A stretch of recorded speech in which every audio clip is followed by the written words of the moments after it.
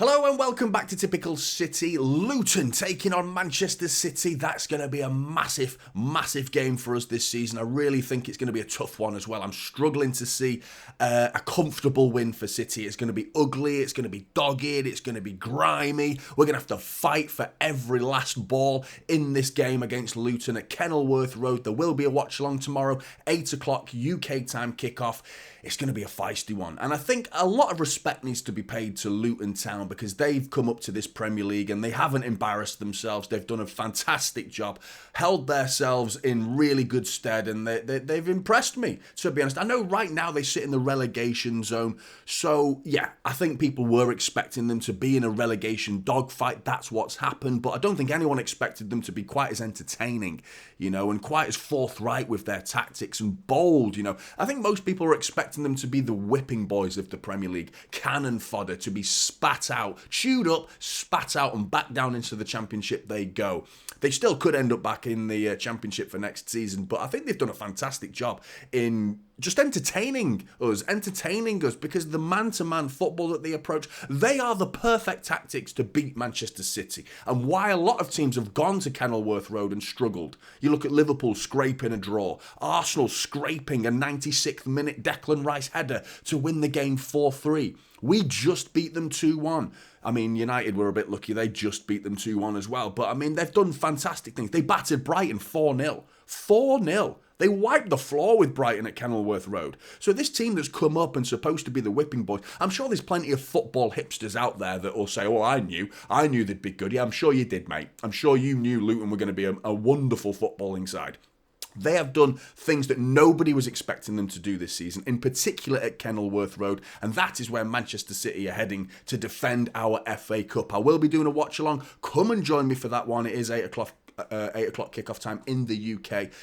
It's going to be an amazing game, and I've got some really interesting points to show you in how I think Luton are going to be an absolute force to be reckoned with. For Manchester City in particular, it's going to be the perfect setup to beat us. They have the perfect the perfect setup, the tactics to beat us. Their approach to every football match is very well suited at nullifying what Manchester City present and causing problems at both ends of the pitch. Defensively, quite solid, and they have a goal threat in their front three. Whether it's going to be Adebayo, who's likely going to be injured, Carlton Morris, Chong, Townsend, Jacob Brown, Ogbene and the speed that he's got from that right back position, the fastest player in the Premier League, clocked at the highest speed. City fans, you understanding what I'm saying now? These players coming down those channels, down the outsides with Doughty's delivery, Ross Barkley's technicality in the middle of the park, the speed of Ogbene being clocked at the fastest kilometres per hour in the Premier League this season. We're going up against that. Now, the players themselves, technically, I mean, there's some of them that are still fluttering around the relegation battling standard of quality and Championship quality players. But their tactics are what cause teams problems. That's the issue that we're going up against. Whether they rotate enough because it's the FA Cup that they don't play their best starting 11. They can't play their best starting 11 due to injuries. But their setup is something that can hurt Manchester City. I really believe that, and it's something that worries me for this game. But they've got 1 point in their previous 4 Premier League games, mind you. So as of recently, they've struggled. They lost to Sheffield United at home as well, which was a surprise, to be honest. There was a couple of sucker punch goals from Sheffield United, and Luton barraged their goal as well. It was a lot of shots, 20-plus shots from Luton against Sheffield United, whereas Sheffield United scored 3 from the 7 shots that they had. So it felt like a bit of a sucker punch, but they've drawn, like I said, they've drawn to Liverpool. They took a last-minute winner for Arsenal to beat them. We struggled against them. And I think a lot of teams are expecting a low block. They don't play like that. They play aggressively. Whether they change it against Manchester City, I'm not convinced they will. I think they will still be quite a high-pressing side with a little tweak on the opposite side of the pitch that I'll get onto shortly. I'm going to show you the tactics that Luton are going to present Manchester City. And just the sheer energy, the high tempo and the aggressiveness, the physical size of Luton as well, it's going to cause us a problem. Now, let's have a look at what my predicted starting 11 is for Luton. So starting with Luton, I think Tim Krul is probably going to get a run out with it being the FA Cup. You tend to see the odd type of player being rotated in situations like this. But at the back, Gabriel Osho's been playing a lot for them lately. I wouldn't be surprised if he's another one that's rotated. Gabriel Osho normally plays in the middle of their back three, with them always playing a 3-4-3, with the front three being a two sort of tucked in a little bit as double number 10s, two attacking midfielders to prop up whether it's Adebayo or Carlton Morrison. But I still think they're going to have a three at the back with right wing backs, but I think Reece Burke's probably going to get a start at right centre back for them. Like I said, Gabriel Osho normally starts. And that therefore means Ted Mengi is probably going to be in the middle. And on the left, it's going to be Amari Bell, and that's a very physical back three. On the left, you've got Alfie Doughty, who is someone who's bordering on that, the quality of Doughty is up for question. He's got a good delivery into the box. He's a hard worker. And he plays a very important role in their team. I still feel his quality can go missing once in a while. It's not always consistent with him, but I still think there's a player there that's, bottom end of the Premier League standard, as there's a lot of Luton's players, in fairness, but he will be their left wing back. And the main man to scare Manchester City is Chidozie Ogbene. This guy's a lethal weapon, someone that can come down that right wing and tear us to pieces. And on the side of the pitch where we don't have very much speed, mind you, as well. Who's going to play along, who's going to stop this man? Nathan Ake. He's our best hope, in truth, and I don't think he'll play Nathan Ake because he'll need resting. Nathan Ake is someone that needs protecting, injury-wise, minutes-wise. So you're going to put Akanji there. We haven't got Gvardiol. We can't play Walker on the left-hand side, which is the best opponent to stop the likes of Ogbene, and he doesn't play left side. So we've got a problem here. This is a team that can do some serious damage to Manchester City. In the middle, the marvellous Nakamba has been playing a lot of minutes for Luton in the middle of the park, but he's out for them. Sambi Lokonga's come in and done a fantastic job for them. He's a very technical and mobile player, someone who has been propping up in their midfield alongside the rejuvenated Ross Barkley, who's been incredible this season. I think he's been a breath of fresh air in that Luton side. I think he's been brilliant. And his technicality, his work rate, his set-piece delivery, dangerous, something that we've got to be so careful of, his set-pieces as well. In front of them, this is where they have a lot of rotation available with Jacob Brown, Andros Townsend, and a few other players. Chong can play. I do think it will be Andros Townsend in at the right side of that midfield with Tadith Chong on the left-hand side of the midfield, and with Adebayo out, which is great news. The guy who scored at the back post against Manchester City, the guy who's been lethal at all back post crosses this season for Luton, isn't playing, but Carlton Morrison is a threat. Carlton Morris is a threat. Someone to be very careful of, someone who played a big vital role in their championship success last season. He will likely start up front for them. Now, as for Manchester City, I'm going to go with Stefan Ortega. If I can grab him. There you go, mate. Just refusing to get on the pitch, mate. Just get on the pitch, mate. You're playing. You've got an opportunity, Ortega, to impress. FA Cup games do tend to be his bread and butter. On the right side, I'm going to go with Kyle Walker. In the middle, I'm going to go with Ruben Diaz. And at the left, I'm going to go with Manuel Akanji because I'm just scared. We haven't got Gvardiol, so we have to factor that in. I'm scared of losing Nathan Ake. I approach all my starting 11s fearful with players that have minutes, a high amount of minutes, and a high susceptibility to receiving injuries. Nathan Ake is absolutely one of them, and it's a shame that I don't think he should be playing in this game because he would be ideal at dealing with Ogbene in one-on-one situations. They like to isolate Ogbene against the full-back or the left-sided of a three centre-back or whoever it may be. They like to isolate them, and that's kind of Ake's bread and butter. Akanji's no mug, mind you. The guy knows how to defend, but it's the speed of Ogbene versus the lack of speed of Akanji, who isn't slow, but Ogbene is the fastest player in the Premier League this season. So let's have it right. There's problems down that side. So, in front of them, I'm going to go with Rodri.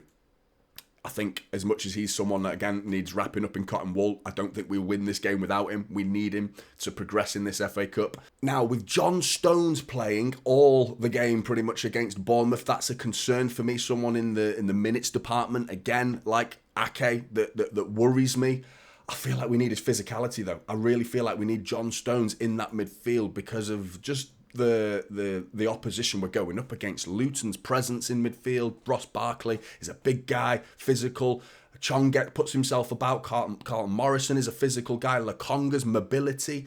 I feel like we need our best midfield here to win this game because that's their strong points, Luton. The tempo is something, the aggressiveness of Luton, it worries me. It worries me this game. Another position that worries me is attacking midfield and whether we start Kevin De Bruyne, another player that is short on minutes and a very big concern when it comes to injuries. Kevin De Bruyne, he's got to start for us to win this game, because I think we need his ability to break down the Luton defence. That won't be a low block. There won't be a low block. I don't think there'll be a low block. I'll be surprised if they change. A little less so because it's Manchester City. A lot of teams pay respects to Manchester City and change, but Bournemouth didn't. Bournemouth didn't play a low block. They were aggressive. Luton, they saw the success as well. Luton will have watched that game and have seen the success that Bournemouth got from that game, from the high press and the man-to-man. And that's how Luton play. So we're going up against it again. That means space at the back. Kevin De Bruyne is the perfect man to find spaces at the back. Now, Phil Foden, another player who's played, the volume of football that Phil Foden has played lately is reason for concern and someone we can't afford to lose. I would rest him for this game. Now, for who?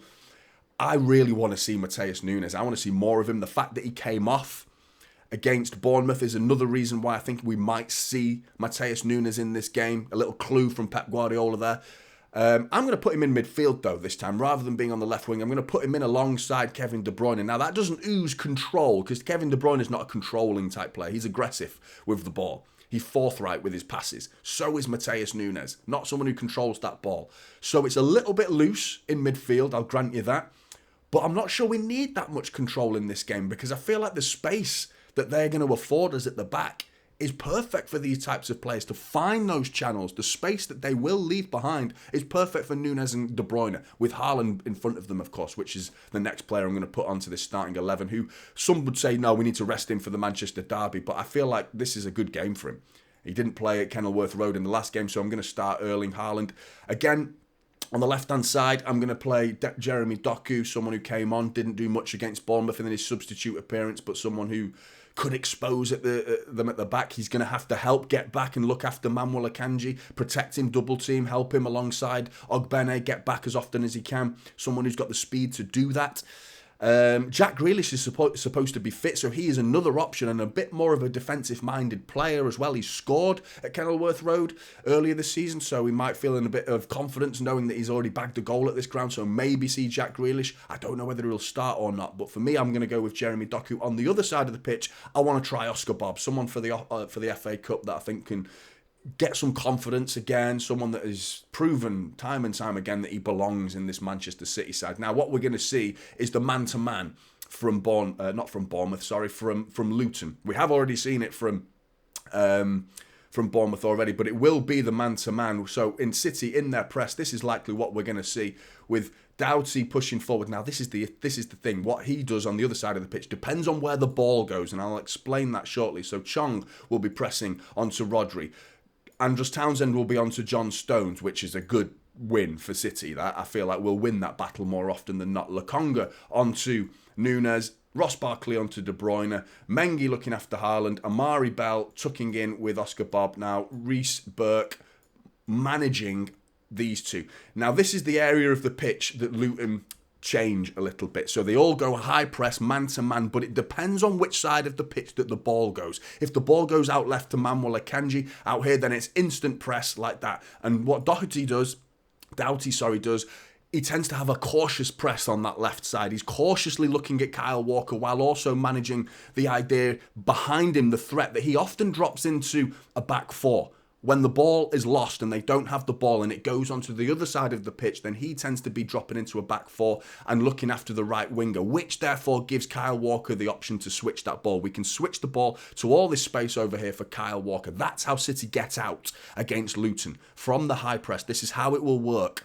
Same again on the other side of the pitch. If the ball goes out to Kyle Walker, then Ogbene tends to cautiously get back and protect that left-hand side of the pitch with Amari Bell, Mengi tucking over, Reece tucking over, and Ogben cautiously looking after Doku, but also one eye on the switch. Depending if that ball gets switched quickly, then Ogbene out to Akanji, Reece Burke out to Jeremy Doku, and that's how the game's going to play, in my opinion. And it's going to be really interesting to see how Manchester City handle that midfield, how well we can build up from the back, from the success that Luton have had this season at Kenilworth with their high press, with their man-to-man. It's going to be a really interesting test for us. In an FA Cup game, could Manchester City have had their head turned a little bit and strained from the from the Champions League and from the Premier League? Are we going to go all in for the FA Cup as well? I'm sure we want to, but up here, are we going to be able to? Because it's such a strain to do another treble campaign. You know, to focus and split your resources over these 3 competitions, it's going to be so difficult. Whereas they've done all right in the FA Cup. They had to get a replay against Bolton, if memory serves me, and they beat Everton as well in the FA Cup. So they're taking this competition very, very seriously. I can only imagine a few little tweaks from Luton at the back, maybe with Reece Burke and Tim Krul coming onto the pitch, of course. But Tom Lockyer, Nakamba, Hasioka, Adebayo, Jacob Brown, Mads Anderson are all out for Luton. So they have had their hand forced a little bit, but it's going to be an amazing game. I'm really excited for this game. Once again, just a reminder, I will be doing a watch along, 8 o'clock kickoff UK time. Come and join me. Come and join me. It's going to be interesting to see how this preview pans out. Will we see the similar tactics that I've presented you here in the game? Will the same 11s be played? Get in the comments below. I want to hear your thoughts. Like and subscribe. Typical City is the channel, and I'll see you in the next one. This is Typical City now, holding up silver.